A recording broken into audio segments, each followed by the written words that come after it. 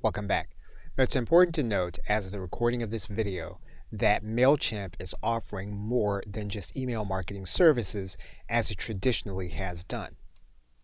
The company now offers website building services to compare itself to Shopify and Squarespace, offers website building and hosting to compare itself to GoDaddy, and offers analytical services to compare itself to HubSpot.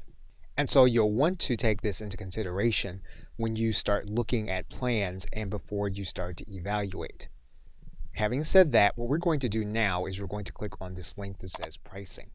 Now, as of the recording of this video, if you are not paying for a plan, you are by default on Mailchimp's free plan. Now, that free plan allows you up to 2,000 contacts and one audience in order for you to use. If you choose to move up from 2,000 contacts or more than 3 audiences is another word for list, you can pay an additional amount at its lowest tier. You can move up from that tier in order to have more audiences or more contacts. Now, to determine your exact cost, you will need to look specifically at the calculator here at the bottom of the page. So, for example, if you were to choose the Essentials plan and you were to have 500 contacts, that would put you at the lowest amount for that tier. However, if you were to have more contacts, the price would go up depending on how many people you'd have within that tier. And the same would be true for the other tiers. You'll have a tier price, which is a minimum amount, and then that price will go up depending on how many people you have as contacts.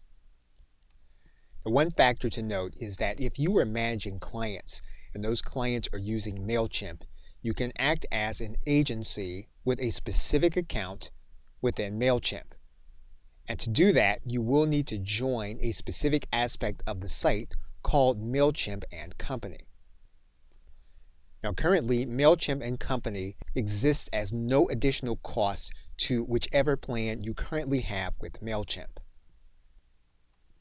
Now, the account, for the sake of this course and this video, starts at the free account where we're using a fraction of the available contacts available.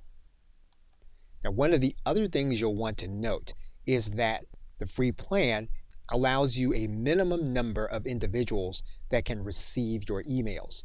So, for example, if you have 352 contacts and you were to send this group of contacts between 30 and 40 messages, you may come close to running to your limit in terms of sending. So it may be a good idea to start with a free plan until you determine that what you're going to need is an upgraded plan to get additional features, or you run into some kind of limit imposed by your account.